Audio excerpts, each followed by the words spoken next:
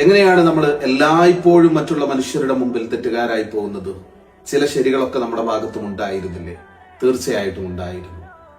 പക്ഷേ ആ ശരികളൊന്നും മറ്റുള്ളവരുടെ മുമ്പിൽ ശരിയാണ് എന്ന് സമർത്ഥിക്കാൻ നമുക്ക് കഴിയാത്തത് കൊണ്ടോ അതല്ലെങ്കിൽ അതിനുള്ള ഒരു പ്രാപ്തി ഇല്ലാത്തത് കൊണ്ടാണോ ആണ് പലപ്പോഴും നമ്മൾ മറ്റുള്ളവരുടെ മുമ്പിൽ തെറ്റുകാരായി പോകുന്നത്, അല്ലെ?